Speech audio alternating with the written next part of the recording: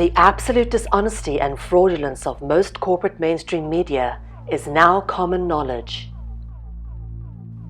The rise of alternative and independent media over the last 2 decades has facilitated a mass awakening of people to the fact that we are systematically lied to and programmed into believing a false version of reality via the modalities of religion, education, and mainstream media, all of which are controlled by a power elite via their various global intelligence networks. An important aspect into an individual's awakening to the true nature of our reality is their first step away from the mainstream media narrative and where they land. What is the true story of humanity's history? It's very different from what we've been taught in school. With over a decade as an independent investigative journalist, documentarian and author, moving in the world of alternative and independent media, and as co-founder and creative director of Conscious Consumer Network, I have personally encountered many individuals, groups and media outlets that put out sensationalistic false information. Whether or not they are aware, these purveyors of falsities are secretly serving the powers that be by continuously pumping confusing disinformation into the online world.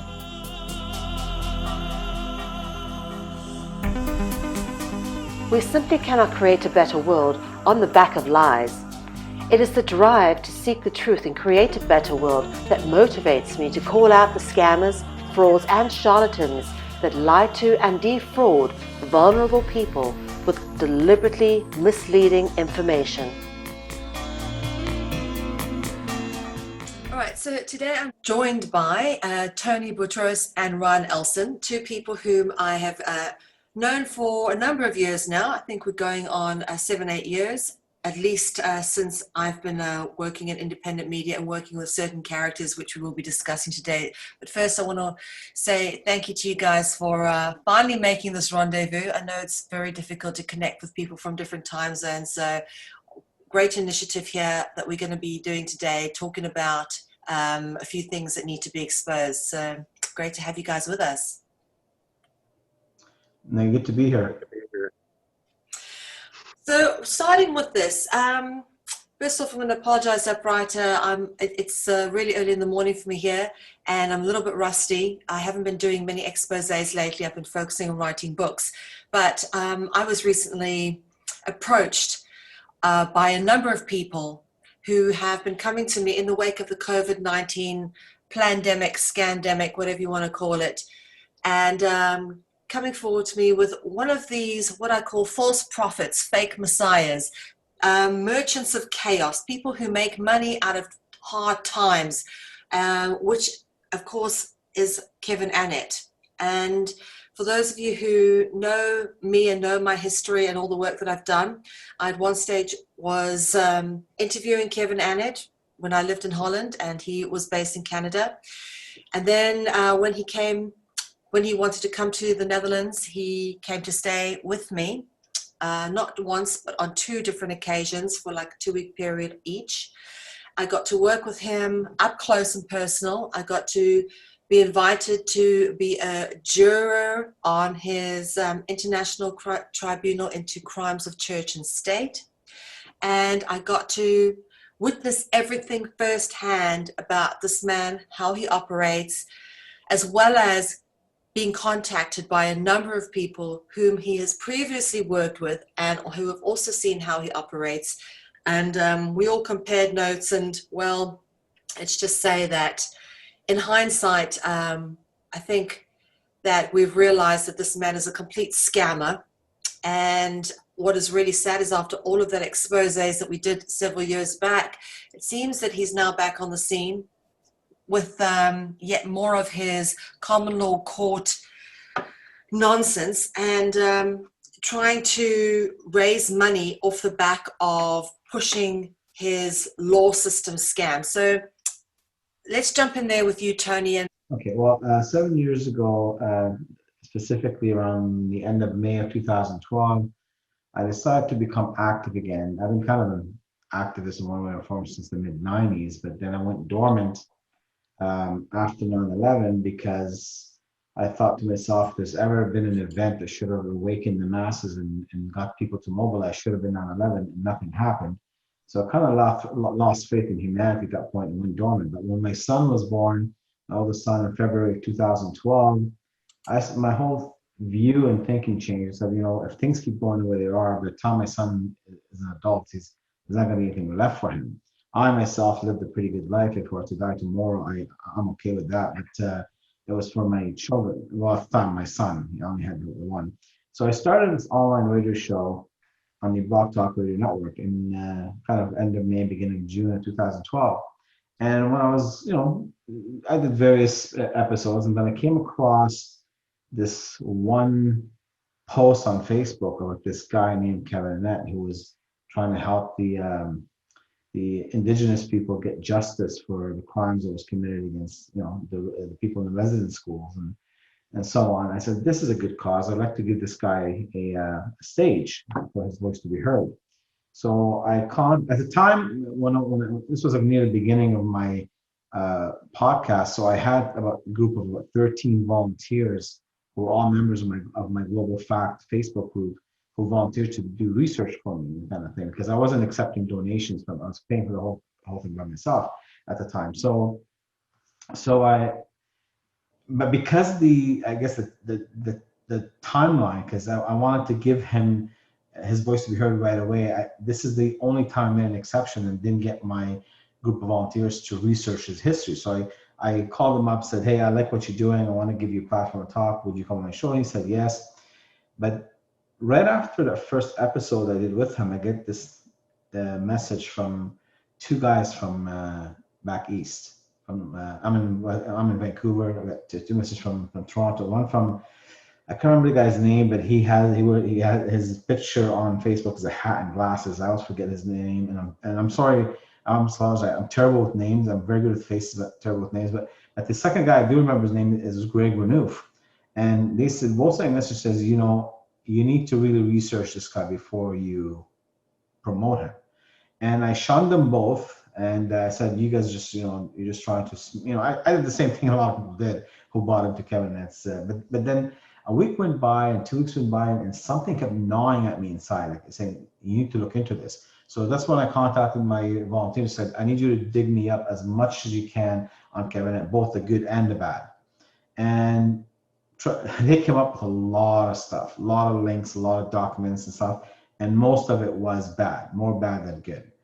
And one of them found an article about the Circle of Trust, I think they're called. They're an indigenous group out of Squamish, British Columbia, who entrusted Kevin to come and be among them, and they gave him all the facts and evidence on the premise that he was supposed to do documentary for them. So he told them that, I have experience in filmmaking, blah blah blah, and he kind of conned them to believing that he's going to help them produce a documentary to tell their story. What ends up happening is the complete opposite. He took all the evidence which they provided and he kept it for himself, and that's what he used to produce his documentary, right? And then somebody connected me with the Circle of Leaders for the Six Nations, and I spoke to them on the phone about 3 different occasions before I got invited to be on my show, and they all told me the same thing, that they entrusted Kevin, they treated him like a brother, and until they started finding out what he's really like, where he tried to sexually harass one of the ladies, and anyway, the bottom line, it came to a point where they wanted nothing to do with him. So we did a 6-episode expose on him, and each time we invited a different group of some tribal leaders, whatever, from both Canada and the U.S. So there's tribal leaders from British Columbia, Saskatchewan, Manitoba, and Ontario, and in the central western U.S. And I also, if I remember correctly, one episode was with that lady, Ryan. I think you remember her name. She was the one that paid for a trip to go to Europe in order to serve the Queen with the papers. I can't remember her name. Lydia Whitehorse. Pardon? Was it Lydia Whitehorse by any chance? Yeah, that's the one. So interviewed her too. So basically, all of them said the same thing. They basically denounced him. They wanted nothing to do with him, especially the leadership council for the Six Nations. I had four of their members on my show, and they said basically that he's still going around today, meaning back then, 7 years ago, saying that he is their representative, he's their voice. And they came on my show to make it clear that they want nothing to do with him, that does not speak on their behalf, and so on and so on. Now, I myself have not done any more after those 6 episodes. So, but a lady by the name of Heather Martin, she kept the investigation going for several years after I did that expose on him. And she's got a lot of stuff on her website, and I don't know if either you, Mel, or Ryan, you have the link to the website. You can give it to the audience or post it in the description of the video, whatever. But she has a lot of material on the site, and she actually helped me quite a bit during those 6 episode expose that I did on him. Now, I will give you one interesting story. Now, when as you know, the Block Talk Radio was an audio broadcast. There's no video. So when I had Kevin on there the first time, I was a friendly. I was not an enemy to him.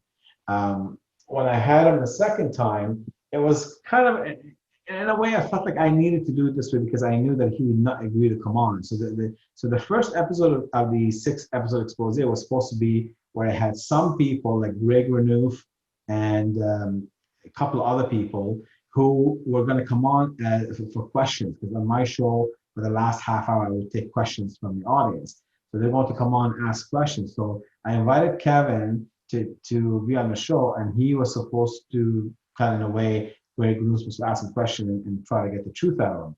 Well, what happened is as soon as the questions got difficult, Kevin just hung up and tucked his tail and ran. And the only other time I came across him was he was at the SkyTrain station in New Westminster, where I was living at the time. And I was living in the high rises directly above the SkyTrain station. So he was sitting on this ledge with a suitcase next to him. And I recognized him right away. Obviously, he did not know my face because he'd never seen me. I only heard my voice. So I walked up to him and said, "Hey, Kevin." And he looked at me with this gleeful expression. So he was happy, like he thought like one of his fans was coming up to greet him. And he, he had this big smile ear to ear. And then I said to him, "You don't recognize my voice, do you?" He said, "No." I said, "My name is Tony Boutros. Is that ring a bell?" He still shook his head. And I said, and the whole time he's looking at me, at my eyes, I said, "I'm the guy who interviewed you and basically tried to get the truth out of you." And the next thing I said, "I don't know, how do you sleep at night knowing what you do, how you hurt people like this?" And once he figured out who I was, I swear on my children, this man was not able to look me in the eye anymore. If I could show you how I was behaving, the body language said it all. He was sitting there and his head would tilt from the left side to the right side, back to the left side, back to, he would not look straight ahead where I was standing right in front of him. And I never seen anybody so uncomfortable in his skin like I did that day with Kevin. The minute his ride, apparently he was sitting there waiting for a lady to pick him up. As you all know, he seems to charm ladies and have them do his, whatever. And so once his ride showed up, he just grabbed his suitcase and he was almost like running. He was like walking a very brisk walk away from me. And I just laughed, and I was basically where I was living, so I just got in the elevator and went upstairs. And that was the last time I had an encounter with him. But after the expose that I did, and the work that Heather Martin did, and the work that Greg did, and the work that Ryan did, and then you, Mel, finally, he came on board and you tried to expose him. After all that, basically it was a joint effort. So I can't say I take any claim for exposing him, but it was a joint effort of a group of us. He kind of went underground for a while, and now he surfaced again. And here we are again, trying to do the same work that we did 7 years ago to protect people from, because back then he left a trail of a lot of victims, as you both know. And I was hoping to have some of these victims come on the podcast here with us today and tell their side of the story. But that's basically the sum of what my interaction with him. So I'm not an authority on all the things he did. Only was a podcaster that helped to expose him in a nutshell. Great, thank you very much. Okay, Ryan, give us a bit of an intro from your side, how you came into the subject. Well, I first came across Kevin Annett's name through Occupy Wall Street, and Greg Renouf was talking about his experience with Kevin Annett at Occupy Toronto, where Kevin Annett had pulled out some bones, supposedly dead, buried Indian bones, but they weren't. They were actually bones recovered from where a butcher shop used to be, on some native land. So, anyways, there was a long background or story behind the animal bones and that excavation that he supposedly had done, and claims to have sent them in for DNA analysis at the Smithsonian, and the Smithsonian is corrupt, and therefore they withheld the results when he was questioned about how cheap DNA tests were at the time. They were under $1,000, and he had this whole campaign going where he was fundraising, and he had claimed that it was thousands upon thousands of dollars in order to do the DNA test. So, I mean, I got clued in because I immediately recognized that as a scam, and then other inconsistencies kept popping out about the guy. For example, his the book cover for Unrepentant used to be a photograph taken by National Geographic of a girl from Bangladesh, not an indigenous person, with smallpox, and it was like a truly horrible photograph to like look at and stuff. But it seemed like it was just a con, like a fraud, for him to like take a picture like that, imply that it was an indigenous person, and then put all this information that he had, as Tony had mentioned, stolen from indigenous people and used for his own ends. He was doing a lot of strange things in terms of promoting. I call it kind of woo-woo thinking, where he said he spawned a tornado on the Vatican, and like he had labeled people as spies, and just if anybody tried to call out any of his inconsistencies, he'd either he'd just take off, right, run. If it was in person, he'd run away. If it's over phone, like on several shows. In fact, didn't you invite Kevin Annett to your show when you confronted him?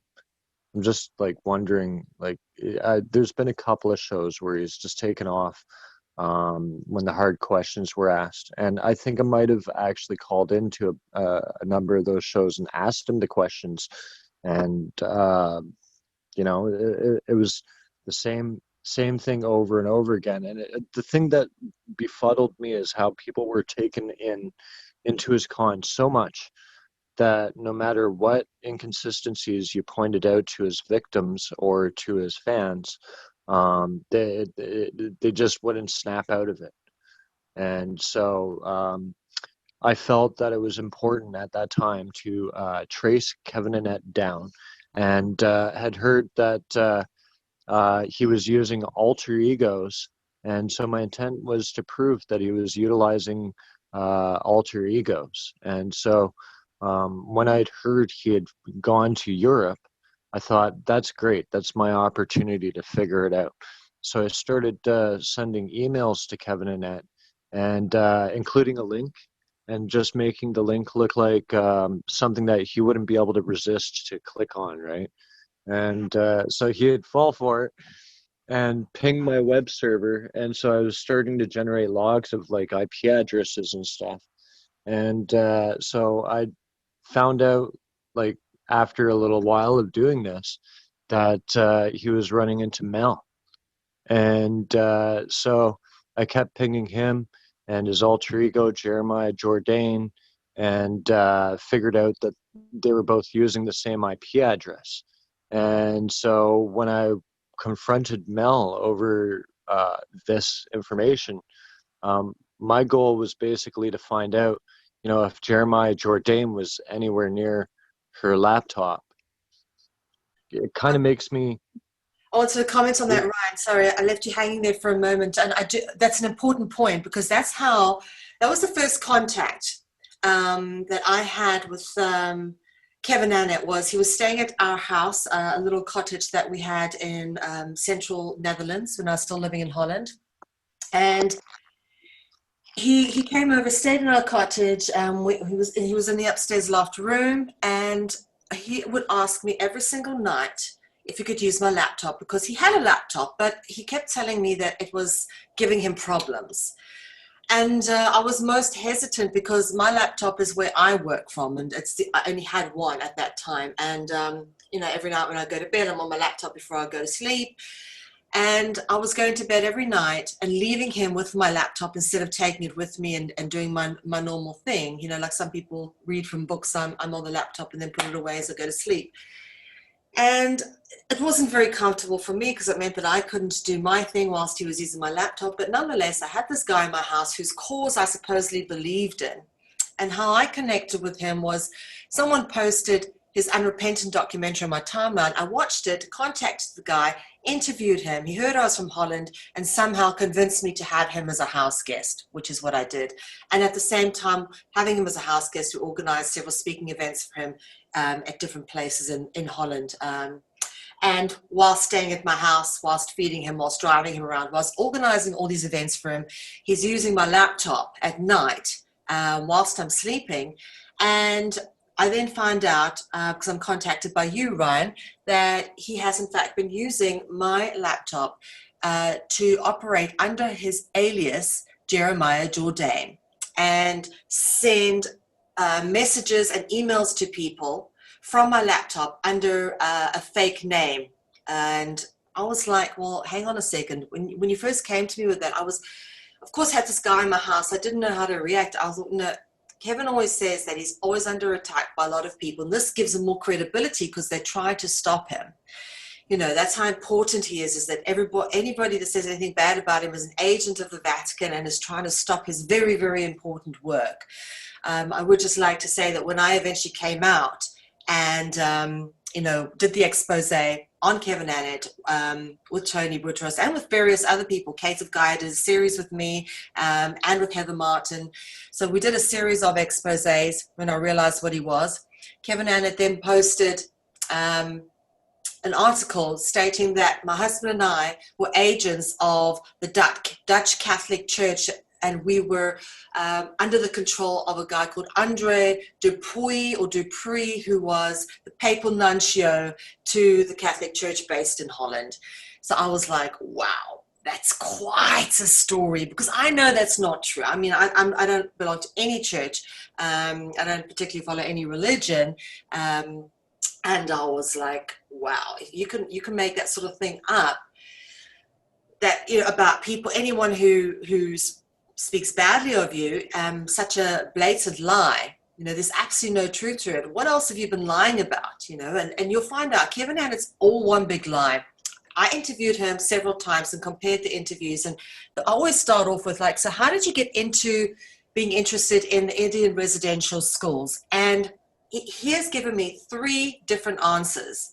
And one of them was a story about how when he was a little boy, his father took him to a fair and he looked under a teepee, and there, he found an Indian, and in the same, just like he is today, he's still looking for Indians. And I'm like, oh, okay.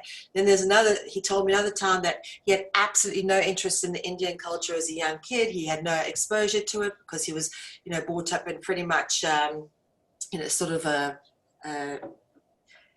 colonial environment, not with the natives. And he only really came into it when he started being a minister at a church, and these people started coming forward and talking to him about what had been going on in the Indian residential schools, and he spent a whole bunch of time interviewing different Native Americans, and he compiled all this evidence, and he'd spent hours going through logs and finding logs of stuff that dentists had, used, done dental treatments and surgery without using any anesthetic on these Native kids, and tortured them, and electric chairs in schools, and snakes being thrown into bathtubs for these children. I mean, he made out like he had gone around and done all this research, and I was there to find out that he had been given a whole bunch of information, or had been party to information, which he then collected. And the documentary which I initially watched, which is how I got introduced to him, was actually him stealing information from other people, compiling it, and making his own documentary,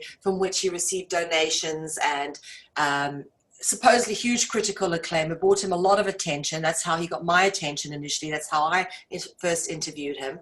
But what you'll notice about Kevin is, because he's a liar, the story changes as to how he got into the whole crusading for the Native children in Canada. And I just want to put a caveat in here, because I will say that I knew nothing about this story. I was devastated. When I watched Unrepentant, I cried. I was devastated to learn how these children had been abused in the school. So I do want to say it's an incredibly important issue, and I do not wish to diminish it whatsoever. It's still an issue that's very close to my heart, and one I reference almost on a daily basis when I talk about various things such as cultural genocide. Because obviously, having worked with Kevin so intensely over that period, I really got to understand how cultural genocide works and how they went about it.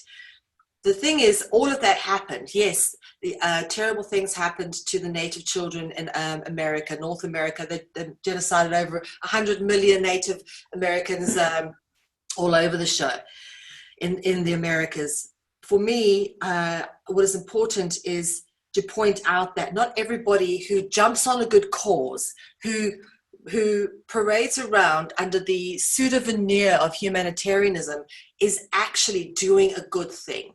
And this is where people's discernment needs to come in, because I've made this mistake. I'm not preaching when I say, people need to be more discerning and be careful about what they do, because I made this mistake many times over. I have supported many charlatans and scammers, or interviewed them and given them a platform, and on my platform they then do their funding drive, marketing spiel, which it's airtime that I've paid for, that they're getting free advertising on.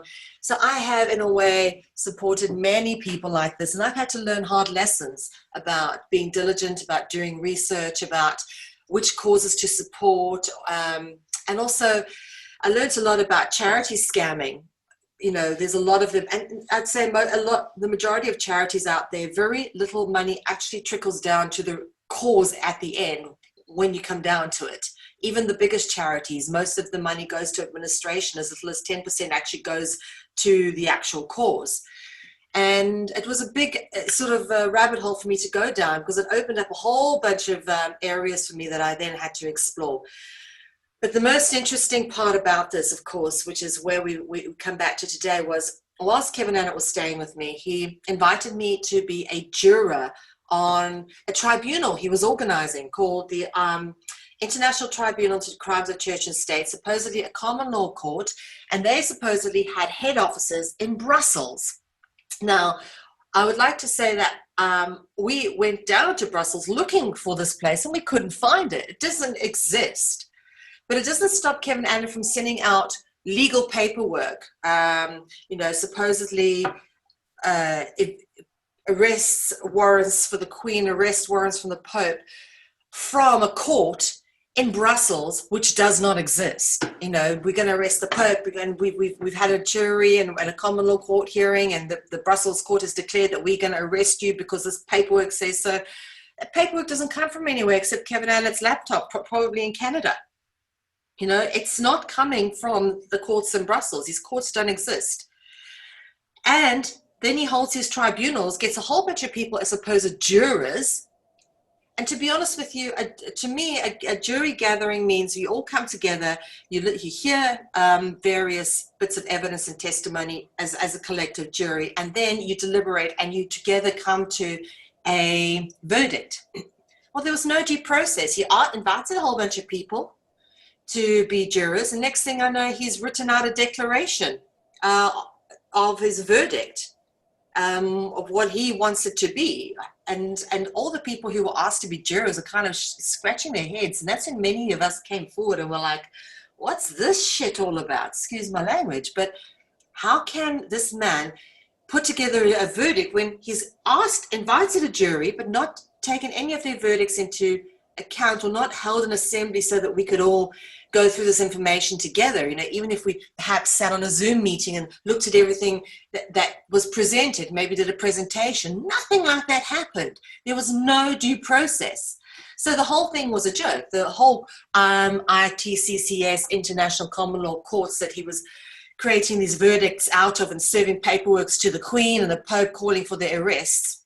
And I'm not saying he's wrong in wanting them to be arrested. What I'm saying is the legal instruments that he created had no teeth. There was no backing. There was no legitimate court. There was no legitimate jury. And therefore, there can be no legitimate enforcement, not from any authorities or independent armies or police or whatever, because, you know, it's all an illusion. To the point where he actually sat me down and showed me how to create court paperwork and instructed me to order a stamp for the ITCCS and to use it on my paperwork. So I'm just, go to Vistaprint or something and order myself an ITCCS stamp. Yeah, lovely, I'll do that. He then got us to set up the itccs.tv website for him, which is where all the videos and stuff was going to go. And we did. We created the itccs.tv for him. We did a lot of projects for him. I made 2 documentary films about him. It was dragged all over Holland. I remember at the time I had a very, very bad foot. I sprained my ankle. I was hobbling around to all these various sites where supposedly people were buried, and I've got photos of it. We were interviewing supposedly whistleblowers, satanic ritual abuse victims. One in particular was a complete fraud, a woman by the name of Toast Nienhouse. And by the time I figured this out, Kevin Annett had already used his story, or used her story, and put it out there. And it's still out there. No matter how much of it, I was the original person to interview her, and yet my interview is still out there, having been uploaded by so many other people. And I was also the person to say, well, look, I interviewed her, I put the initial interview out, but after that, I got to interview her several more times and interview her daughter several times. And to be honest with you, by the end of the process, I had absolutely no belief in their story, because the mom's story conflicted with the daughter's story. And when I pointed this out, the mom shouted the daughter in front of us and sent her upstairs to go learn her lines. Now, and all the time I've been interviewing people for various things, when you're telling a story of truth from memory, you don't need to learn your lines. You only need to learn your lines when you're acting out a play, And then when I kind of pointed this out to Kevin, that's when he turned on me. I said, look, Toast isn't who she seems. And I realized what had happened was that he had gone to stay with her. He was actually staying with her, and she was hosting him. So now she's his big mate and host in Holland. And that was all very good and well. Kevin stayed with me a total of 2 times, once in 2012 and once in 2013. In fact, he arrived on the 11th of September 2012, ironically. And then again, he came in May 2013. And the second time he came, he bought his, he flew in, came in from Brussels. He was dropped off at our place where we were. And we had to drop him off back at Brussels airport. That means drive from Holland to Brussels. So we actually had to drive to another country. It was quite a drive. It was about 5 hours in the car.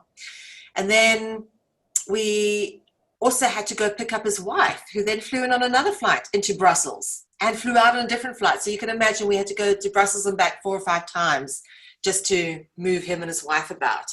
But his wife, Carol, came over and stayed with us. And at the time, she had dyed her hair bright blue.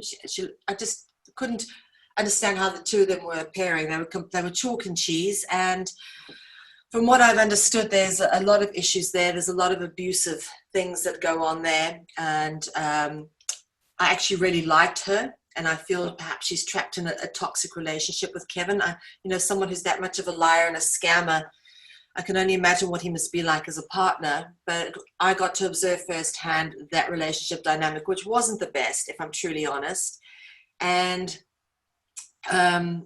whilst working with him, I got to see that he's a deeply narcissistic and toxic person. He's very, very selfish and very entitled.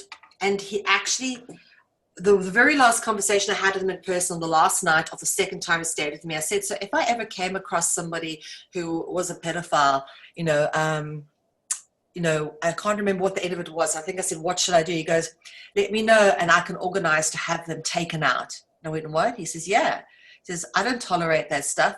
I'll just have them, beaten and tortured to death.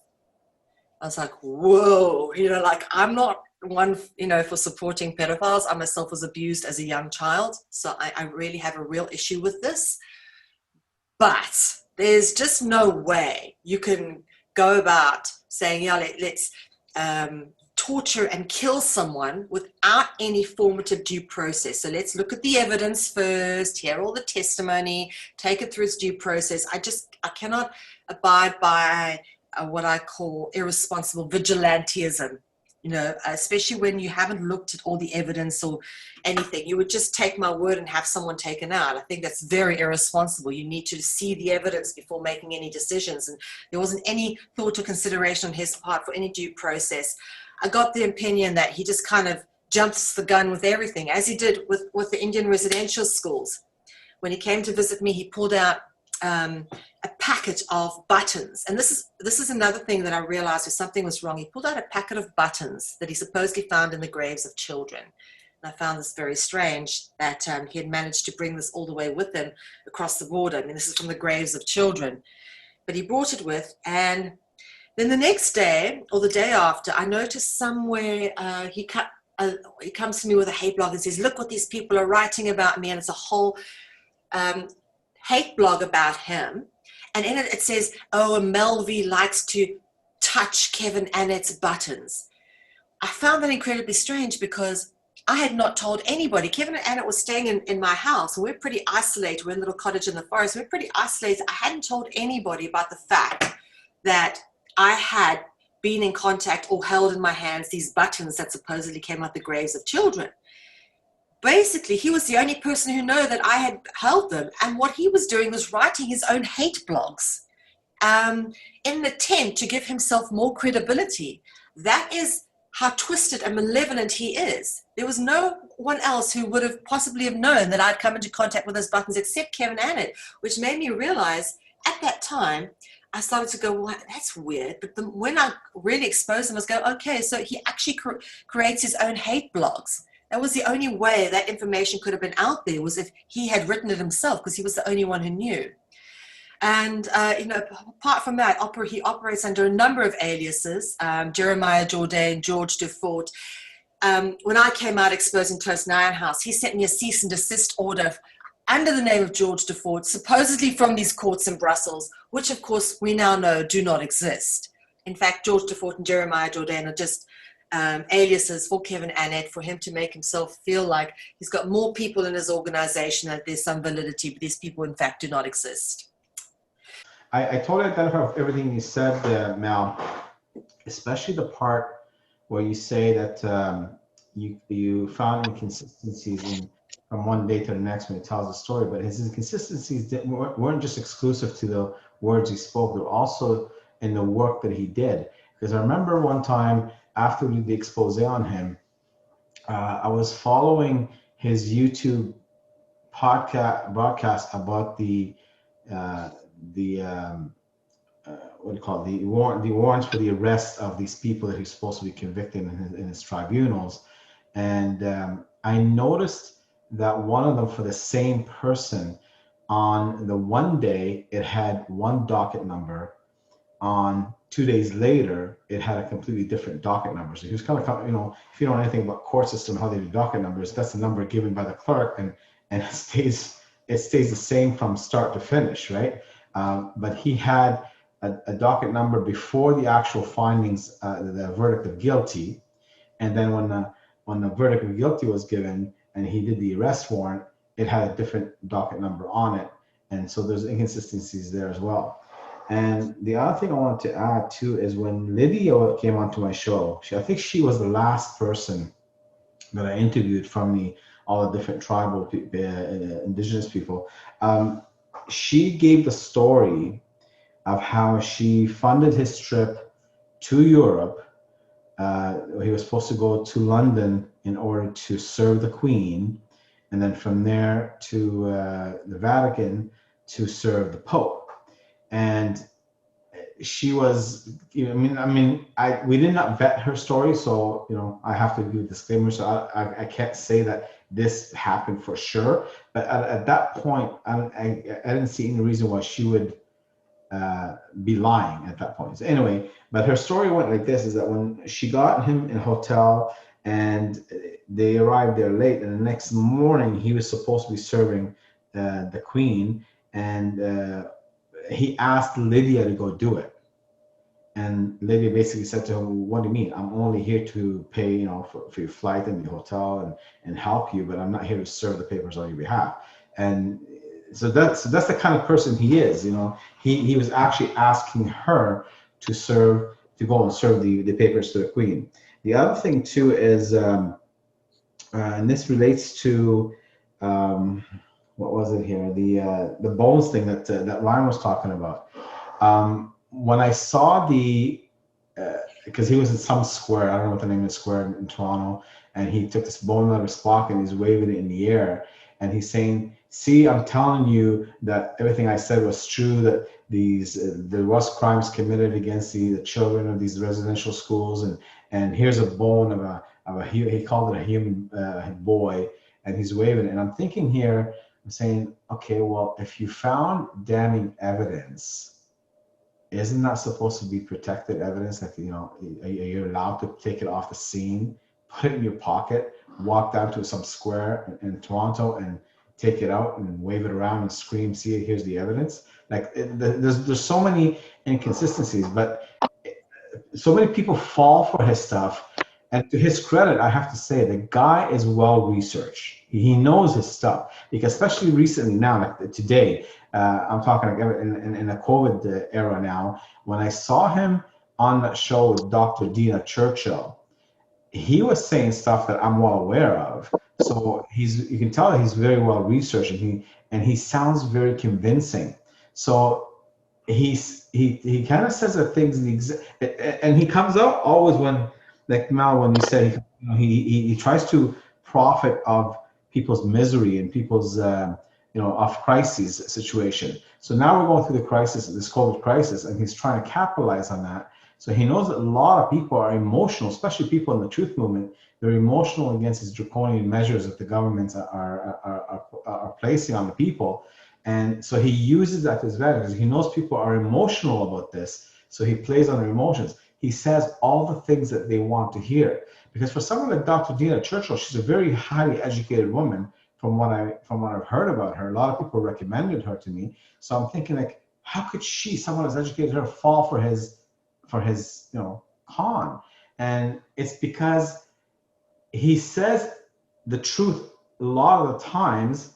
Where the lies come in is his solutions that he presents, or where he is in relative to what he can do. So he'll say, okay, this is what's happening, this is what's been happening, and all that is true. Then he says, now here's what I can help you.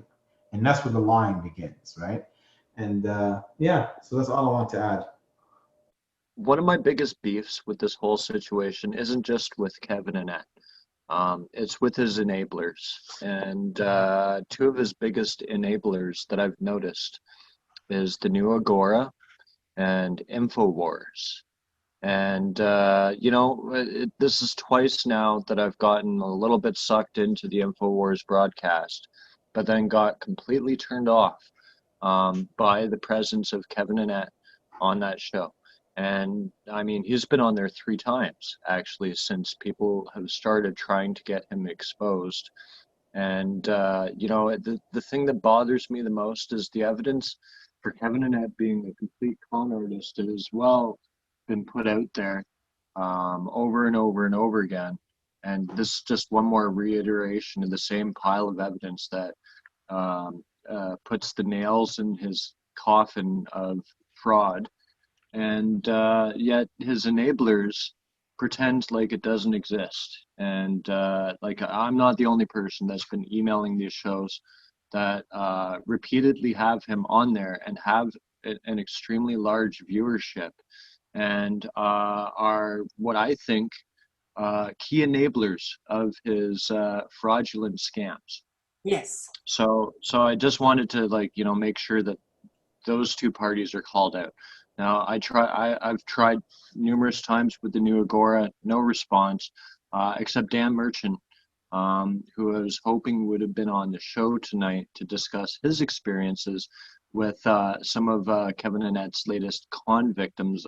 Hopefully he might be able to be reachable at a later time to discuss what's gone on there. But, I really hope to one day actually see the final chapter of Kevin Annett's cons, so that there's no more victims. Yeah. And so that people aren't like taken in, like some of my friends have gotten taken into the whole COVID declaration that he's made, and like, it's exactly what people want to hear. He says to people exactly what they want to hear in order to sweep them into his cons. I just want to comment on the enabler, because for those people out there who are creating a platform for Kevin Annett and giving him a place to extract money from people based upon presenting fraudulent, false, and unpractical solutions, I myself was an enabler. Okay, I was one who had him onto my network for interviews. I was one who drove him around, had speaking events hosted for him, had him in my house, paid for everything. And I'm also one who was contacted by both Tony and Ryan, who informed me of what he was doing. So first it was Ryan Elson contacted me, and I was very hostile. Here I am, I've got this guy in my home, I've organized speaking events for him, and Ryan contacted me, and of course, I wasn't taking any of it on board, and I was quite rude and dismissive. Same, a year later, I'm still obviously having Kevin Annett over hosting events for him and stuff, and I was contacted by Tony Boudreaux, and at that time, Tony and I had a pretty verbal disagreement, lots of swear words, lots of anger, lots of hatred and aggression, but at the end of it, I was the one who contacted Tony to go, well, hang on, despite all the ugliness that were between us, I just have to tell you that you're right. I have found stuff out for myself and I want to talk to you about it. And Tony said, well, I'm very grateful. And we had our discussion. And as you know, Tony, you did a very good job. In fact, that very first expose you did was a fantastic unraveling of all the bullshit that had gone on. And I want to say to people out there who are giving Kevin Annett a platform, who haven't had the past experience to draw on, is that you can find out the hard way. And do what I did, which is, invite him over, organize some events, and work with them directly, because you will find out. And, I think if you've got a narcissist filter, you eventually will pick up on it. Or you can get in touch with us, speak to us, let us present you with all the evidence. And I've still got plenty of it. I've got all the photos on Facebook and a Facebook album of when Kevin Annett was over here and he was interviewing different people, and we were being taken to supposed graves of children who've been satanically ritually abused, killed, and buried we were taken there by Toast 9 House, this fraudulent witness who gave a fake testimony. And I've even got a photo of Kevin Annett holding up one of these Easter eggs. When you have the Easter hunt at Easter time, you hide all the eggs and kids have to go find them. Well, they're hidden plastic eggs all around the forest with little numbers on them, obviously so they can keep track of how many eggs they are. When Kevin Annett found an unclaimed Easter egg, because it was just after Easter, which was in April, I've got a photo of him on my Facebook holding up this Easter egg, and he claims that it was an implement used in a satanic ritual. Now, there's lots of debate about whether or not rituals surrounding Easter have, you know, satanic inclination, and, you know, that's a story for another time. But there is, I mean, I remember as a kid running around hunting Easter eggs, and for me it was the most innocent thing. And that's probably what this was. I don't think just because this Easter egg was found close to a site where supposedly a witness who I believe gave false testimony claims children were buried, doesn't mean that it was used in a satanic ritual. What I'm trying to illustrate by that point is he makes huge leaps. You know, it's like 1 + 1 = unicorn. He really does make huge leaps with the information he gathers, and he parlays it in a way that it creates maximum impact to draw maximum emotion and, of course, revenue from people, because that is what all of this is about. Kevin Annett went underground for a few years. I'm sure he had a job somewhere or was living off benefits, but now things have obviously changed, and with COVID, he sees an opportunity, and that's all he is. He's an opportunist. He's capitalized off the misery and grief of the natives in Canada, and now he's capitalizing off the misery and grief of people through COVID. So now he's got a much bigger audience, and he's basically taken his common law court nonsense, which it was, taken it out the trash, dusted it off, recycled it, and he's trying to once again sell it off for more than it's worth. But it doesn't matter how many court documents he issues. The bottom line is they have no teeth. No one is willing to enforce any of the verdicts that he supposedly magically pulls out of thin air. I mean, he may have held a tribunal or whatever, if he even legitimately pulled together a group of people to have some sort of due process. You know, again, I welcome anybody who was participating in that to come forward and say that, you know, we're talking nonsense, because I just simply don't believe he ever does that. I think he just decides one day, I'm going to write up you know, it's quite narcissistic and quite egotistical to think, you can write an arrest warrant for anybody you want and then send it out into the public and expect people to be arrested. And you said something interesting about how he sent Lydia Whitehorse in to go and hand in this paperwork. Serve the paperwork. He did the same thing to us. He comes with us to Holland. Oh yeah, let's go do a little bit of activism and go to the main Roman Catholic Church in Amsterdam. And I said, I got the highest sort of priest that was in there. I got him to come over, and I wanted Kevin to talk to him about what had happened with the native children and everything. Kevin just didn't want to. We had to go and give him the pamphlets for, you know, the abuse of children by church priests, etc., etc.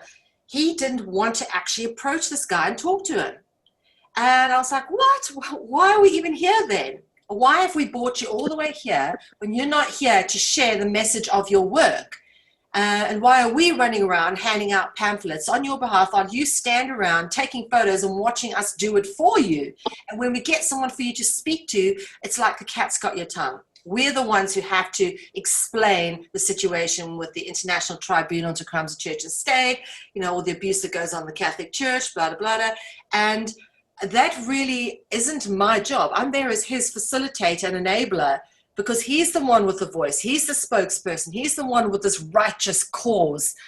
And we're doing the work for him. No, everything about him is just wrong, wrong, wrong.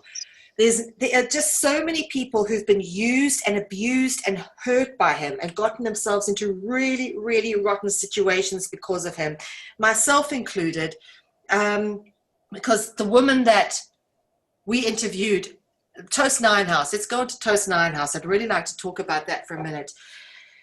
The second time we had Kevin Annett over to Holland, and we hosted and we picked him up. That's the time his wife Carol came. There was a woman by the name of Toast Ninehouse that came to one of the events we organized, and she gave him a donation. She gave me a donation, and basically she claimed she'd been satanically ritually abused. And 2 days later, she came back to the premises where we were, and we filmed her entire testimony, which I sobbed the whole way through. Myself and Kevin were sitting there as co-interviewing this woman. Her and her partner Casper Casper just sat there, and she sat giving her rendition of the story. And what was interesting was the moment I had interviewed her, Kevin says, go editor, get us up an intro piece. I had to create a little intro piece out of a 3-hour interview to promote it, and he wouldn't even let me ask this woman if I was okay publishing this sort of teaser, trailer to the upcoming interview. He just wanted it out there. And she contacted me to go, I didn't even get a chance to look it over. So I'm so sorry. Kevin Annett put pressure on me to release this. It goes against my good judgment. I felt pressure to do it because he was with me at the time. Normally, I wouldn't do that. It really was against her better judgment, and she wasn't happy about it. But in the end, she was okay. What I did do when I edited the final piece was I sent it over to her, the full 3-hour interview that I did with her, and made her approve it before I put it out. She approved it, I put it out. And then after Kevin left, I worked with her a few more times and began to work this woman out that if she was abused, there are things about her stories which change from one interview to the next. Like in one story, I was hearing from them how they witnessed 3 East European women being hacked to bits and then buried in the ground. And then the next interview, that same scenario they spoke about, it's not Asian women, it's not Eastern European women, it's changed to Asian women so certain narratives, certain descriptions start to change. And the thing is, if you've actually witnessed 3 Chinese women being hacked to death and buried in the ground, you're never going to confuse them with being Eastern European in your mind. And if you physically witness that, that will stick with you for the rest of your life. So these simple little mistakes made me realize that, okay, so it's not just these people who make money off chaos. There are these pretenders who will seize upon this ugliness. I mean, the truest ugliness of the world, which I have no doubt goes on. I've seen enough evidence for myself. I've interviewed enough legitimate people to know that there is a lot of nastiness and things that go on by the church. Rituals are real. Satanism is real. The abuse of the native people in Canada was very, very real. And then there are these people who seize upon these horrors in order to make money for themselves without actually caring terribly much about the cause at all, and not caring about any of the people whom they use along the way in order to promote themselves, because supposedly they've got a righteous cause. And that is Kevin Annett. And any of the sort of things that are going out in our present time, any of these documents that are being put out by him in response to COVID, I would just like to categorically say right now, they will get nowhere. They will have no teeth. He'll rile enough people up so that people donate to him, that he gets enough exposure again, because he's been underground for long enough now, because there were a lot of people after him. And now he's surfaced again. And for all those people who suffered at his abuse, it's very traumatizing to see this all coming back again. Oh, more of this stuff, more of this guy, more of his nonsense, more of these fake courts, more of giving people false hope. Oh yeah, look, we've got the solution. Give me money, and then nothing happens. It's very traumatizing to watch that kind of abuse going on all over again. Someone else want to jump in? Oh yeah, actually, I want to point out Kevin Annett's biggest enabler, and that is the government itself. Now, the government fully well knows about Kevin Annett, and I'll give you a couple examples as to why. On the one trip that he made to serve the Queen of England, he was actually turned away. He was not allowed in England. And so that government, which, in Commonwealth countries, it's pretty much the same government, right? Part of the Five Eyes, was fully aware of Kevin Annett, and they did not want him there. So they've done their research on him. Now, there's a couple of things that I find very unsettling about him. And I'll tell you, just recently, actually, with the whole COVID common law court thing, there was mention of that inside media publications. But none of the media publications mentioned his name. And that struck me as odd, because when I was dealing with Kevin Annett 7 years ago, I noticed a similar pattern. Some of the consequences of his behavior would result in something that gets mentioned in the media. For example, there was a guy with a Republic of Canada license plate and was using Freeman of the Land defenses as an excuse to drive without insurance and without a license on the road, and was arrested And so that's one example up here in Canada. Another example in, I believe in the UK, there is a man that wound up going to the mental ward after Kevin Annett had done his first round of adventures in Britain. The guy had done something crazy at the behest of Kevin Annett, and had that resulted in the man getting arrested. So, I find it very odd that the government would have even made a comment about what Kevin Annett had published, but not mentioned Kevin Annett, not mentioned his organization, and not done a thing about it.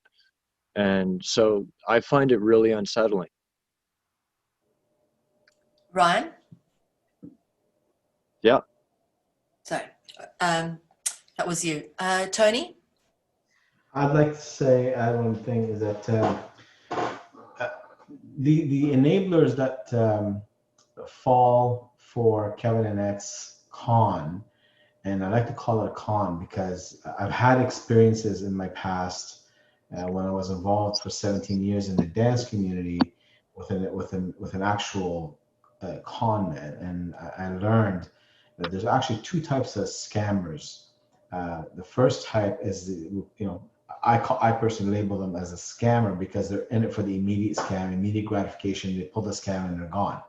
But then you have the long con, and I'm pretty sure, Ryan, you probably know this already, but the long con is different because these people who pull these long cons, they spend 95% of the time, and that time could be years in some cases. Like in the case of the dance community, where this one guy, he conned the dance community out of $500,000. His con lasted a full 5 years.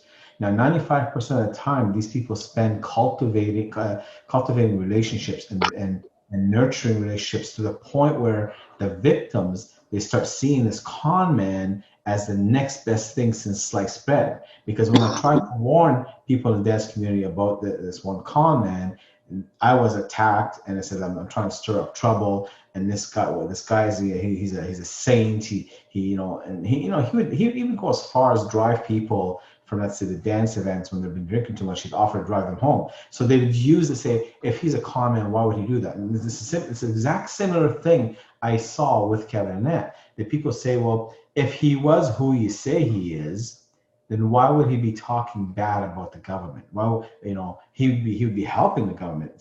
So they automatically assume that just because he's talking bad about the establishment, that he must be truly a genuine person and on our side.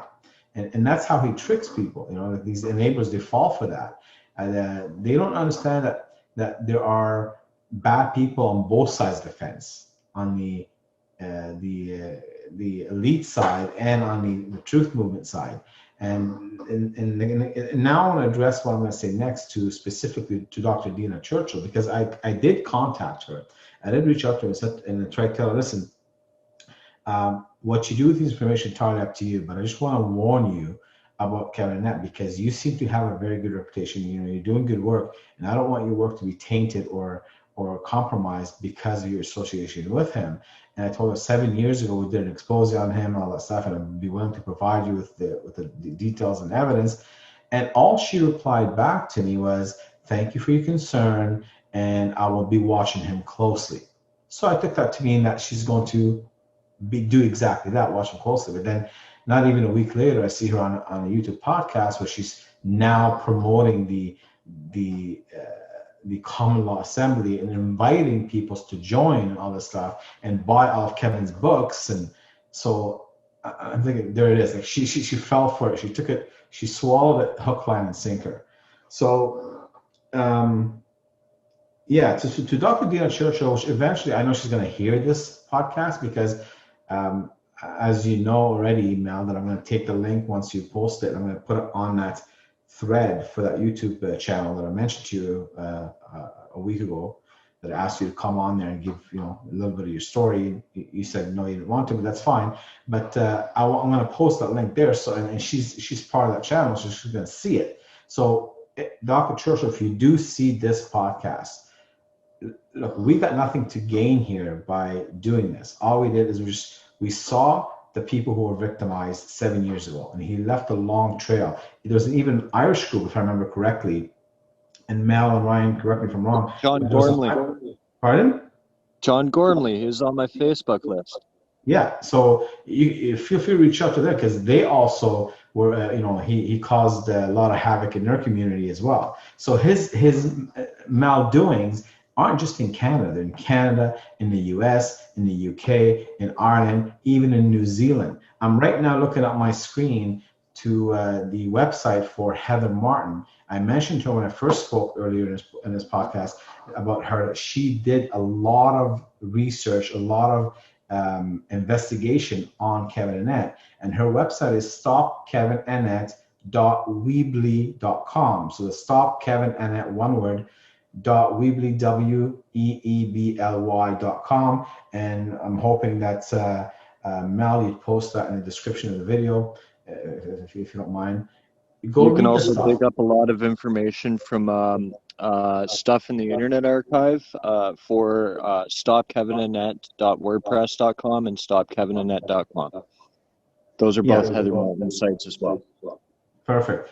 There's plenty of evidence to remove any doubt about who Kevin Annett is. And just because he's speaking against the establishment, and just because he's presenting you with solutions that kind of pull at your heartstrings, trust me, he's not the real deal. Okay. Well, if people I want to tell people to also make sure, like, when he presents you with something, you scrutinize it. Like, all the images that he produces, most of them are plagiarized. You can probably find them up on TinEye. And I'll tell you a story about inconsistency as well. So I noticed one of his Indian burial sites had Russian caution tape on it. So that struck me as odd right away, because he was trying to convey that was an Indian burial ground in Canada, and we don't use Russian caution tape. So there you go. But see, that's the thing, is he truly believes that he is intelligent enough to outsmart people, that people will not catch on to this stuff. And you know what? To a certain degree, he's right. A lot of people don't catch on. I mean, it took me, for example, 2 people warning me, which I shunned them first, but then I decided to at least investigate, and that's how I found out about him. Mel, you already told the story. It took you to find out, before you found out the truth about him. So to Dr. Dina Churchill, you have a following, and you have people who respect you and who respect the advice you give them. You invite them to join this international common law assembly. Is just going to get people in trouble. It's a free world. You can do whatever you want. All I'm urging you to do, if you listen to this podcast, is reach out to myself, reach out to Mel, reach out to Ryan, go on through the websites that we're going to provide the links for. Do your due diligence, like you told me you're going to do, which now I'm seeing that you're not. You haven't done that because you're still promoting Kevin Annett without even knowing the truth about him. Anyway, that's all I'm going to say. I just wanted to say that with regards to the way Kevin Annett operates, it must be very hard when you're faced with a crisis to believe that there are people who would go around capitalizing off the crisis. But he's not alone. Sadly, being in the position that I am in independent media, I've been sucked in by many people in my earlier years who I then spent my later years in independent media having to then debunk. So basically undoing all the good work that I thought I had done, because really all I had done is given platforms to a number of different people who really weren't worth my time, weren't worth my audience's attention, and certainly were not worth all the money that got donated to them and that I facilitated helping and donate to them. So, it's heartbreaking to have to realize that there are these people out there. Kevin's certainly not alone. There's a number of other people out there who are supposedly running natural justice courts and all this kind of thing. But what you need to understand is it doesn't matter how many legal instruments they present, how many papers they serve, even if they manage to get a jury together, a jury of the people together. The bottom line is that unless it is enforceable, meaning law enforcement take this document seriously enough to go and arrest whatever person is the subject of these papers being served, there's absolutely no teeth or validity to these documents, and there's no point to it. What you're doing is a number of people are doing it, stringing people along with these solutions, and I've seen them in different areas, like these promissory notes where you can supposedly claim your value from the bank. This Freeman on the Land movement came up, a whole bunch of them came up with this, write promissory notes and claim it off our value, our straw man value, all that kind of thing. And really, I watched a number of people, one or two people were successful, but they shut that loophole very quickly. And then a number of people ended up in psychiatric wards and in jail for fraud, for using fraudulent banking instruments. The bottom line is that you cannot take anything he produces seriously unless there are some sort of legitimate enforcement behind it. There is nothing at this stage that I've ever come across to suggest that any of those people out there who are currently running common law court hearings, they are just kangaroo courts. Natural justice court hearings, kangaroo courts. There's no funding to fund an independent police force. Okay, it's going to take millions to fund an independent police force who would then, or military, who would then go and arrest these people with these documents. And that funding doesn't exist, and that police force or military force doesn't exist. So just use your common logic. If your doctors and intelligent academics out there who are doing a great job speaking about the whole COVID-19 corruption, and that's wonderful. But don't muddy your waters by now inviting con men in onto platforms that you've created to your audience who trust you, and then trying to pass them off as legitimate, because all you do is discredit yourself. Believe me, I know. I've lost huge amounts of credibility for supporting many of the wrong people in the past. Too many that I did, I cannot even begin to list them all, and I'm too ashamed to list them all. And one of the biggest and most ashamed people that I am ashamed about is Kevin Annett. The more I got into exposing him, the more people were coming forward to me with stories, and there's just no level to which this man will not go. He has absolutely no integrity, absolutely none, completely selfish, completely a narcissist, and he doesn't care who he uses and abuses to get what he wants. And I can only imagine that he's after the same thing he's always been after, which is money and, of course, fame, but more fame to bring him money. I don't think that he's doing anything beneficial for anybody, and in fact, he's a distraction in the mix. And there's a lot of people who are doing good work. And sadly, people like Kevin Annett, and there's a number of them out there that I could list, they seize upon good people. Now I see people like Dr. Rashid Buttar, who's been seized upon this other person who's running the International Tribunal into, ITNJ, International Tribunal to National Justice, and all of that kind of thing. So what these people do, people like Kevin Annett, is they seize upon good people, and through association to these people, they build their own social equity. And I've had the unique opportunity in working in media to be able to sit back and look at how these energetic vampires, these sociopathic manipulators, how they operate.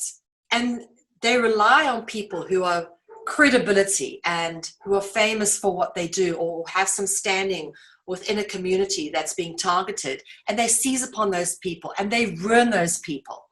So for your own good, anybody taking on board anything like Kevin Annett, they should be doing their own research.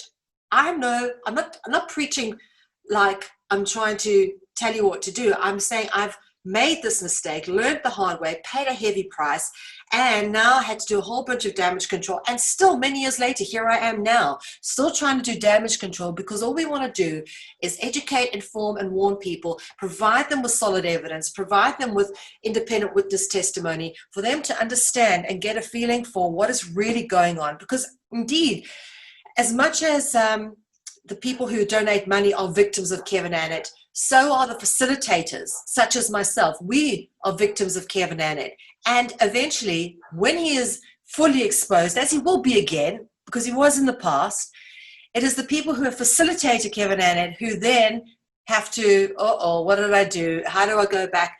How do I backtrack on this? The way I did it was just to come clean. I did a number of interviews and just gave my experience honestly and clearly. But also, I think we just have to be very honest with ourselves about what solutions work and what solutions won't. Let's not be delusional, get caught up in our sense of self-importance. Oh yeah, let's just write up, papers and serve them to the Queen and get her arrested. And now we all have a tremendous amount of power. We're all very powerful, incredibly creative human beings. We do have an awful amount of power, but we need to understand the way the system is created is not for us to have power. It's for the controlling factors to have all the power. And it's the game is tilted. There is no way in which you can play them at their own game and come out winning, okay? So if you're going to take them on and start doing things like using their systems to try and bring justice to them, it's never going to work. This is how they've managed to get us into the situation that we've been in, is because we've bought into their systems for so long. We can't expect to create change by doing the same old stuff that caused all the problems in the first place. And really, Kevin Annett is just the epitome of those sorts of problems in terms of coming with arrest warrants for people who you cannot arrest. The Queen and the Pope sit above the legal system, even within their own jurisdictions, in England. And of course, Canada is still considered British domain. The Queen is not subject to any laws that you can put upon a normal man. She sits above all that. You cannot arrest her for anything. So what makes you think that you can create an arrest warrant without absolutely any backing and serve it to the Queen and have her arrested?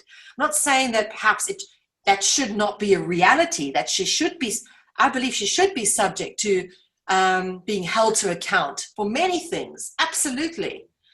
But the reality is, if you're going to use the legal system, which excludes the Queen from said legal system, then to use a legal system to then try and enforce legal measures on the Queen, it's not going to work. And I ask people just to think about that logically. Think of the reality of where we live in. We want to go do all these wonderful things. Also consider your credibility and how that might potentially impact on your life. If you become a crusader for a crazy cause, you might end up having police arresting you, putting you in mental asylums because it's happened. Believe me, it's happened. We've seen it. People seizing on these crazy ideas in the Freeman movement. Oh yeah, I'm going to go claim all my millions back on my straw man. Oh, you're in jail. Yeah, it's there's a lot of consequence that comes with promoting these charlatans. The next one of the listeners that these doctors who are supporting Kevin Annett, one of the listeners that they might decide to facilitate something else with Kevin Annett, and they might get themselves into trouble. So there's a long knock-on effect, right? This is how it happens. It's and what Kevin Annett relies on is this. He relies sadly on good people with hearts, and this is one of the reasons why we've taken the time to sit down and do this disclosure, is because it is actually the very good people who genuinely want to create a difference, who are the victims and are targeted by sociopaths and the con artists like Kevin Annett. He relies on those good people to dish out their money and resources to keep him and his cons and his scams going. And again, he's trying to put a common law assembly together. That's very good and well.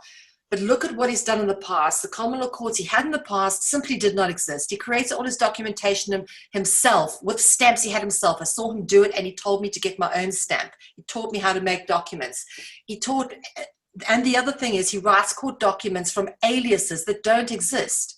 So taking all that into account as a past operating history, why on earth would you ever trust him to run any court, common law court, assembly, anything of that nature ever again? Because who's to say he won't do that once again? And even if he does a legitimate job, and they come out with, he does a due process, and he gets people together, and they, look at all the evidence in a proper and appropriate manner. Even if there is a verdict drawn up, there is absolutely no way of enforcing said verdict. And people need to understand this. Yes, we want to believe, we want to have hope, we want to believe we have the power to make a change and make a difference, but it ain't going to be done through this guy. That's for sure. Okay, so I just wanted to add something. I did notice a while ago as well that there was kind of similar systems that were arising that kind of had the same smell to them. I think maybe the Ubuntu movement stands out as being one of them. Yes, yes, a million times. Yeah, so here's the thing. A guy like Kevin Annett, or like one of the leaders of these other movements, stands out to me as people who have sapped away energy that could have actually gone to fighting the actual problems that the victims who donate their time, energy, and money to, right? It's almost like it's achieving several things at the same time for the swamp creatures, right? It's like the state gets to funnel away all of this energy and money and stuff into things that it can now use to its advantage, and using somebody like, maybe Kevin Annett, for example, who's a political scientist from University of British Columbia and defrocked priest, who has ties with the United Church, and also has association with the International Socialists. So, I mean, like, considering the connections that this guy has had in the past, I find there's a lot of suspicious things going on with him. And even more suspicious is like a lot of these clone systems that are coming out.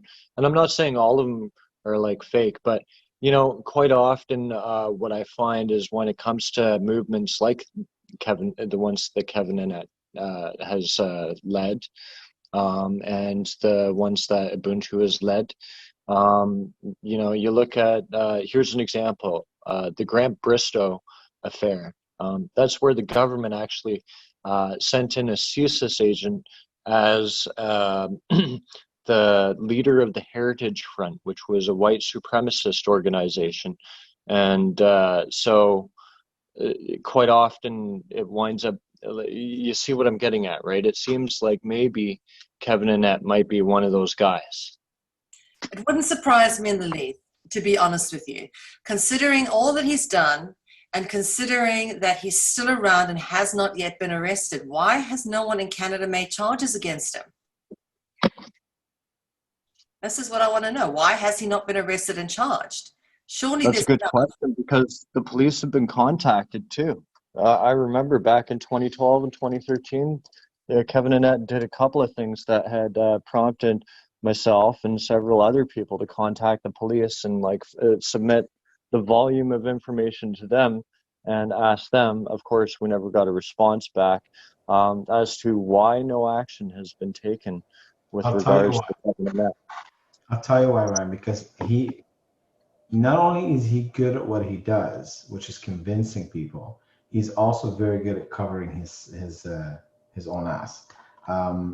Now, for example, with the solutions he's presenting for the COVID crisis, common law is real. So when he talks about common law, that is real stuff. Just that his solutions do not work. And if you don't believe me on this, when it comes time for him, if he does this common law assemblies and there's verdicts drawn and the papers can be served, watch and see that he's not the one serving them. He'll have other people doing the work for him.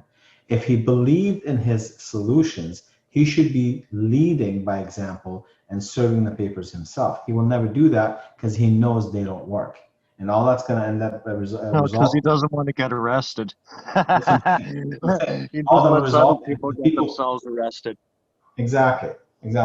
So for the people who are right now promoting him and giving him platform, just wait till the day comes when the verdict is drawn for whatever assembly, whatever common law court that he holds against the the perpetrators of I mean, let's be realistic here. We're all in agreement that the health officials and the mainstream media and the governments are they are committing crimes against humanities with these draconian measures that they're putting in place, and there's no disagreement there. But what I'm saying is the solution he's providing, it does not work. And when the day comes when a verdict has been drawn, you wait and see. He will not be there standing by your side to serve those papers. And that's all. The solution that he is offering dilutes everybody's ability to actually do something about these draconian measures as well. Because I'll be frank with you, I don't like the new normal at all. I hate the new normal. It drives me nuts. I can't communicate with people as easily anymore. And like the rules, none of the rules make any sense. There's inconsistencies in the rules. They're almost as bad as a Kevin Annett con. Well, it is a scam. That's what a lot of people refer to as a scamdemic, not a pandemic. But that's a different discussion another day. I mean, none of us here today will disagree that there is a scam being perpetrated on the people. In my opinion, I think it's one of the biggest scams that's ever been perpetrated on the people of all the nations. But the point I'm making here is, if you want to do something to fight this injustice that's being imposed on the people, there's other measures. For example, there's the case in Ontario by the Vaccine Choice Canada, who has retained Attorney Rocco Galati, who's a well-known constitutional lawyer. He has a track record of winning, I believe it's 23 cases that he's won against the government. And so he has a track record. He knows what he's doing. That's one case. There's another one here in British Columbia by, what's the organization called? It's, I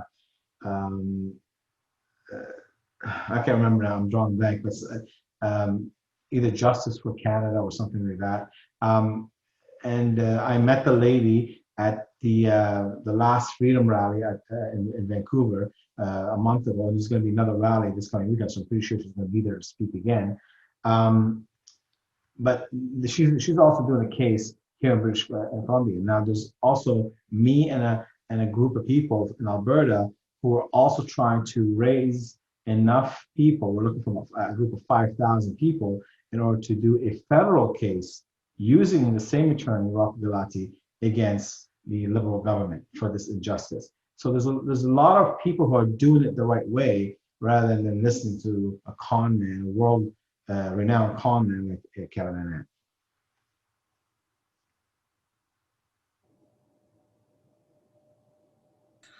Yeah. Yeah, I'm here, guys. There is. I agree with you all that, yeah, absolutely, there's a scandemic, pandemic, fraudulent genocide, whatever you want to call it, going on against the people. No disagreement from me, and I applaud all the wonderful doctors who have put their careers at risk, who have come out and tried to expose this, because as you say, nothing makes sense. None of the measures they give us make sense. Recently we've had restrictions on drinking hours. Everybody in the streets joke with each other, yeah, because the virus wears a watch, after a certain time it doesn't come out, or it does come out. Why do you have restaurants closing at 8 o'clock instead of letting them stay open until they're finished? It doesn't make sense. There's so much that does not make sense, just even to the most stupid person. We walk around and obey these laws and kind of asking ourselves why every day. And the world is in a very strange place at the moment. But what makes it even worse, these people have a special place in hell, are those people who are fear, suffering, and grief merchants. They sell the grief and suffering for their own profit. And that is what Kevin Annett is. He did that with the Native kids, the story of, the most horrendous story you could ever hear. Honestly, God, when I first heard that, I was like, no way, I can't believe this shit went on. And it was going on till the mid-90s. Horrified. And it broke me. It broke me to understand the full context of what happened in the Indian residential schools. It's really one of the most horrendous things I've ever heard. And he's one of these people who will go and seize, like, can you imagine a sycophantic type of person who seizes upon the most horrendous thing you could ever come across and uses it for profit, creates this huge illusion around it. Oh, common law courts, you know, arrest warrants, all this drama, all for publicity. Yeah, the cause is real. There's real suffering. There's real loss going on. There's people out there starving because of, you know, jobs being lost. You know, we're losing our home. We're probably going to be on the streets soon. Can't afford to eat. It's, you know, we are really suffering from. So we know that this suffering is pretty damn real. So it sickens my soul when I see a false prophet like Kevin Annett coming along, putting in everyone's face this common law assembly solutions. And I go, well, hang on a second. Haven't we been here a few times already? Haven't we played this game? Haven't we, you know, done this ride? And at a time when people genuinely, I mean, are at the point where we're dying of hunger. And this fool is here, really.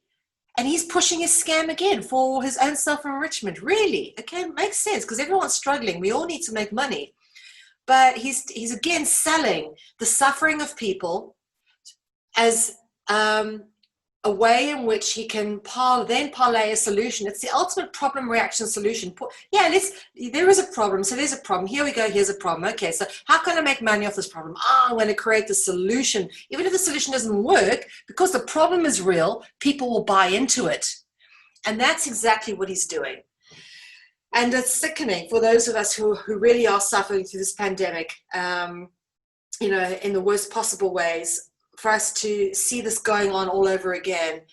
And there will be no solution coming from this. There will be nothing happening from these common law assemblies. No one will be arrested. And you're right, he absolutely knows what he's doing. It's not even like he's delusional and thinks he's got some sort of power. He knows what he is doing is fraudulent and is a scam. He knows exactly what he is doing.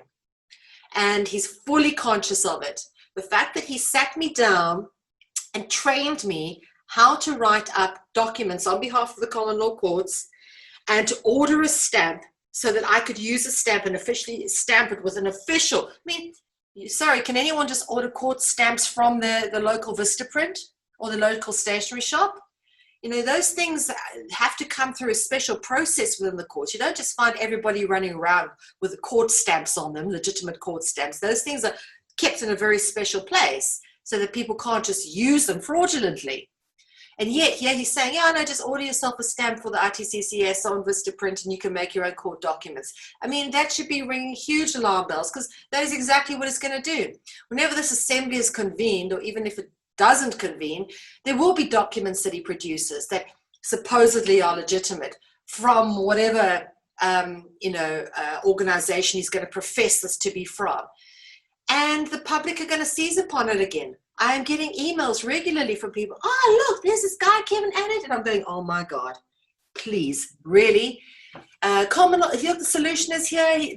We're doing this, they're doing that. And I get so frustrated because I almost lose the will to want to have to tell people, look, nothing's going to come from this. I don't want to take away people's hope. I don't want to be the negative Nancy. And I feel that often being in the position that we're in media, we often have to go in and go, don't get too excited. That's not going to work. That guy's a scammer. And it's more than just Kevin. There's so many people like this. But the reality is these people do exist. Just like there's bad people in government doing bad things to us. Do you honestly think that there are bad people in the truth movement also doing bad things to us? Well, they are. And they could very well be controlled or agents. And I think Kevin Annett is a perfect candidate for an agent. I just do not understand why he's not yet been arrested and why he's not yet been taken and why someone hasn't come forward with all the evidence to a police station and actually formally made charges against him in Canada for all these done, particularly the native people, all those people that he has scammed. There needs to be something. People need to actually come together to try and stop this. It's all very good and well for us to put out these videos. But at the end of the day, if he is just an independent vigilante who's conning people, he should be arrested. Of course, if he's an agent of of the powers that be, that's probably the reason why he's not being arrested. But, I do love the website Kevin Annett must be stopped, because he must be stopped. For me, the lowest of the low is to try and scam people when we are at our weakest and most in need and these most desperate times. It's beyond me. Like I say, I just almost can't conscientize it. So Mel, if we're coming to the end of the podcast, what I'd like to add is that, if it's okay with you, because I know how, you know yourself from the past, how people will react to this and say, okay, well, you said a lot, you verbalized a lot, but you didn't offer anything in form of evidence. Now, we did verbally put out there a couple of links. If you can include those in the description of your video, that will be greatly appreciated. And also, if you can maybe put down somewhere, if somebody wants to reach out to you, for example, to see the evidence that you have from your dealings with Kevin, where would they go to do that? Because I know they're going to be asking. They're going to say, okay, well, you got the three of you talking about Kevin, but none of you provided any, hard evidence. What do you think about that? I think that's a great idea. I do think most of the evidence, however, does come in the form of witness testimony. Kevin's very good not to leave a trail of evidence behind him. But I do think the majority of it comes forward in the form of witness testimony and in interactions with him. So it's important for people to listen to the various testimonies of different people who have had these experiences, and kind of get a grasp of that. So, Tony, I know you did that really good interview 7 years ago. If you wouldn't mind also just putting a link to that in the description as well. I have to for that is I don't know if Blog Talk Radio keeps an archive, because I closed down my show near the last quarter of 2013, I believe it was, and when I downloaded the files, because I interviewed quite a few people other than, I did a lot of episodes on different topics other than just Kevin Annett. About half of my episodes were on one drive that crashed and I couldn't retrieve the data, and the other half were on another drive, those were fine. But unfortunately, Kevin Annett's episodes were on that drive that crashed. But I'm going to see if Blog Talk Radio still has the archives up. If that's the case, then I'll be able to provide you a link. Yeah, we need to start collating. I think this is one of the reasons why he's been able to resurface again, is because all of these sort of links and archives have gone missing. But we do need to make a more permanent online foray into sort of putting this all out there, and continue to do it, continue to approach those people, even offer them, a conference call where they can come in and speak to all of us and understand from start to finish, from different perspectives, people from different countries, what has gone on. Because, if more than one person comes to you with the same story, and these people are completely unconnected, as we all are, the three of us, then there has to be some truth to the story.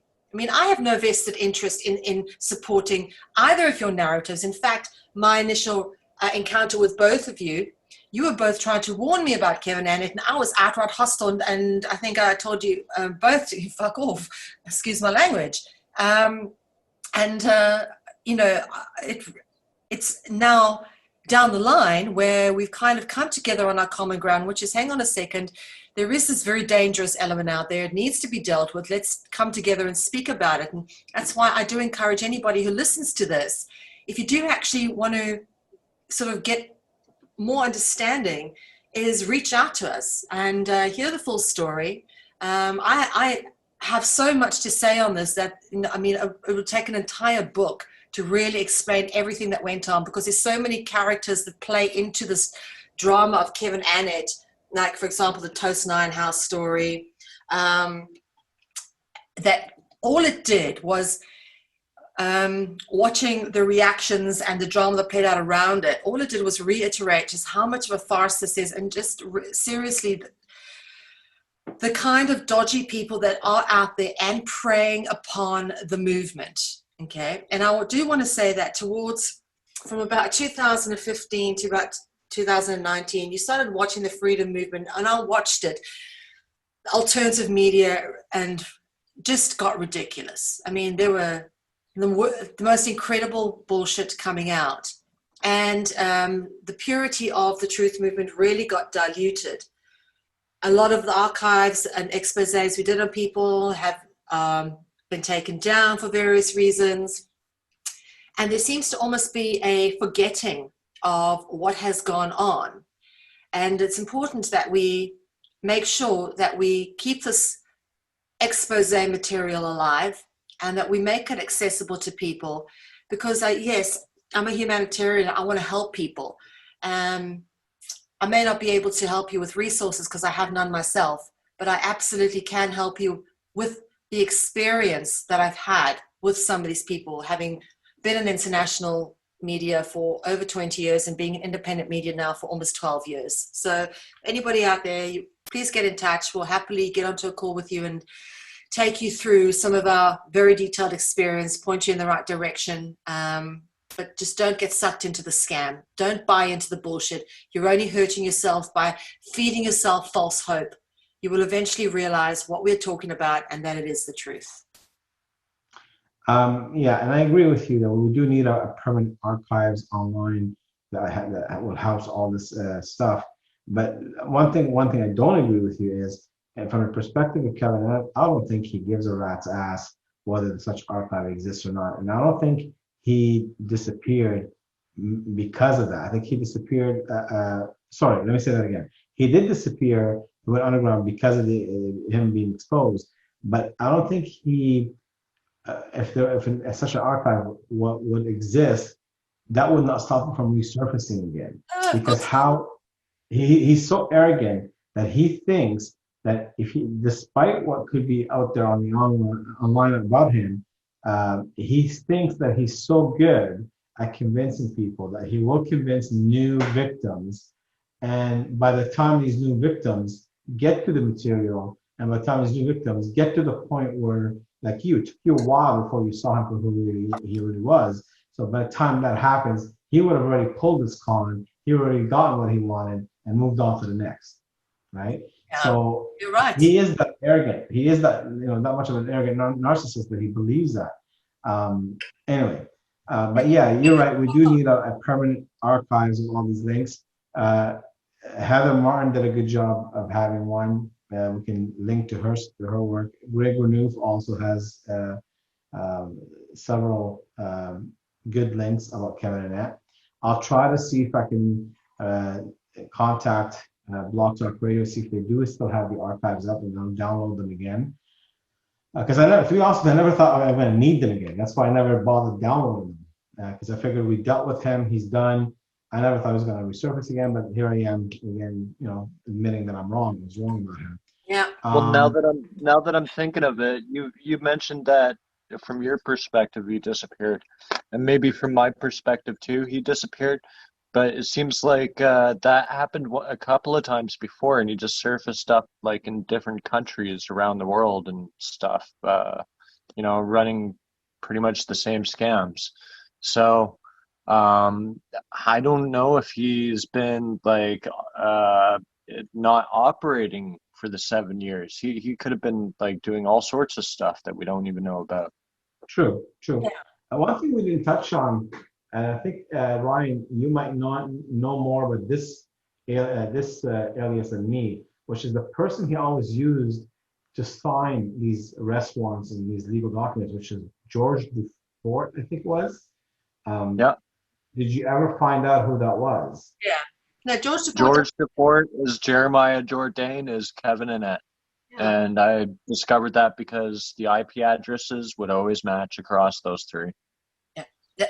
Those two characters, George Dufort and Jeremiah Jourdain, are the aliases that Kevin Annett uses to give the impression that there's more to his organization than just Kevin Annett. But these people just don't exist. For the listeners who are listening to this, if you haven't caught on what we're talking about here, if you go back and look up some of these arrest warrants that the Kevin Annett's tribunal court issued against the Pope and the Queen, these arrest warrants were signed by so-called officer of the court, which was George Dufort. They're always signed with the same name.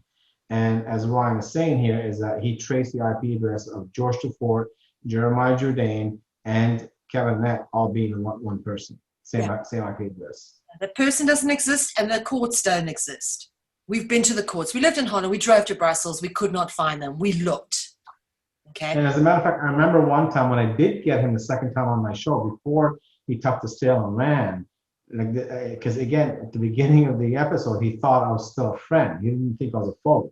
And so I asked him about the address for the so-called course in Brussels, and he wouldn't give those.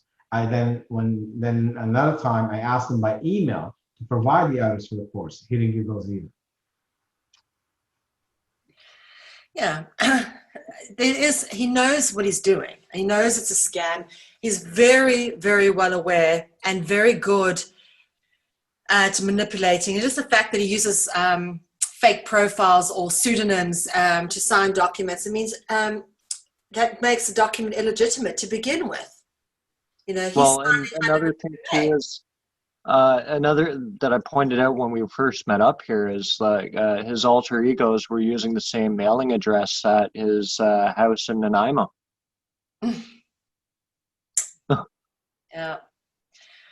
Yeah, he's sloppy that way. I've caught him out with a few things because he's sloppy. You know, it's a big job to keep up a lie like this, and of course, somewhere along the line, you're gonna get sloppy. It's far easier just to stay with the truth. But so basically, if you think about it, he was judge. Although he had people posing as jurors, which he didn't really give them a voice because he made the verdict himself. And then he pronounced the sentence himself. So he was judge and executioner and the court clerk who signed the arrest warrant. Yeah. That's basically in a nutshell. Yeah. And which democratic system has all three of those positions filled by one person? Forget the democratic system. Forget not even the common law system has that. Exactly. It doesn't. So the whole thing is a farce.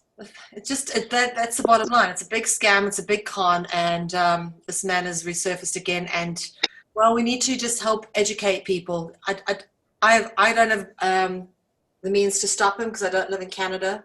But if I did, I would certainly go to the police and start trying to get some sort of case against him.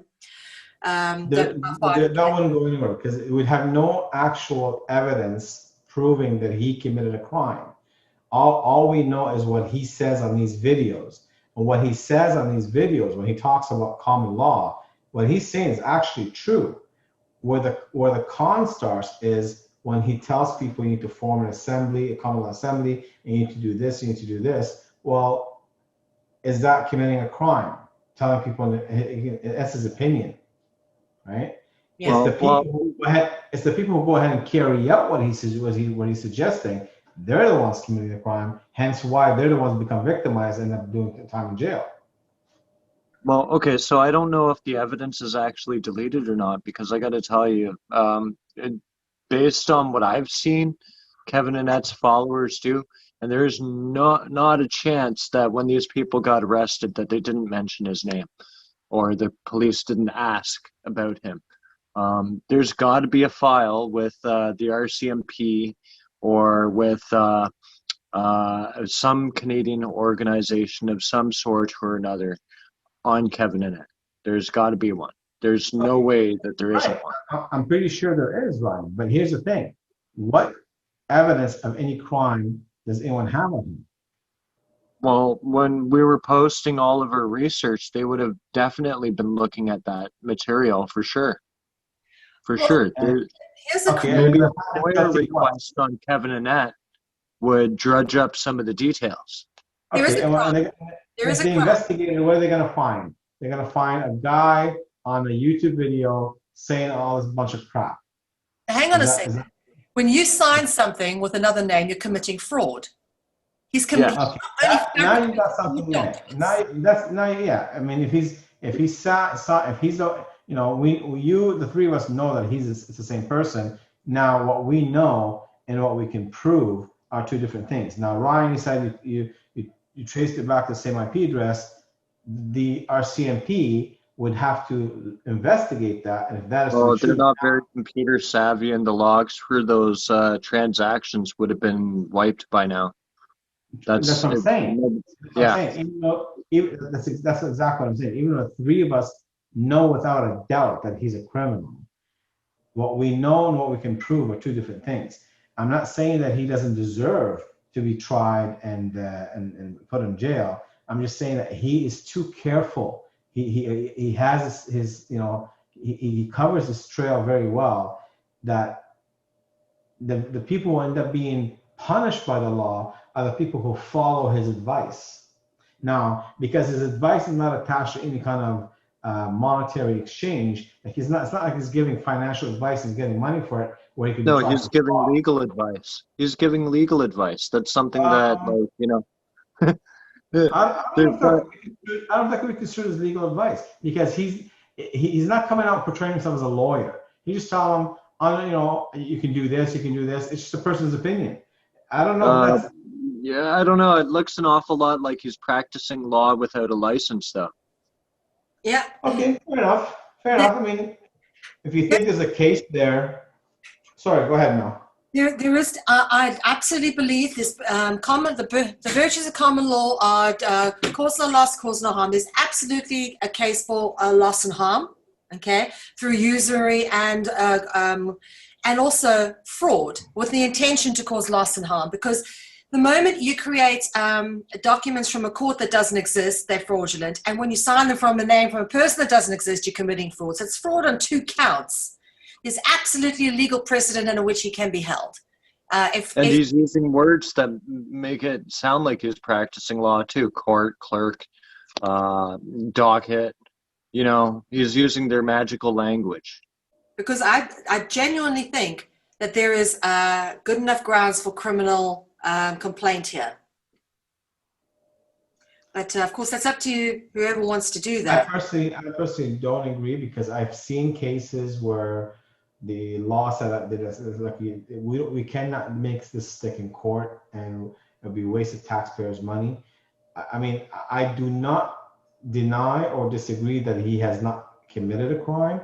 It's just a matter of whether it could be proven that he committed a crime, and that I don't think there is enough evidence.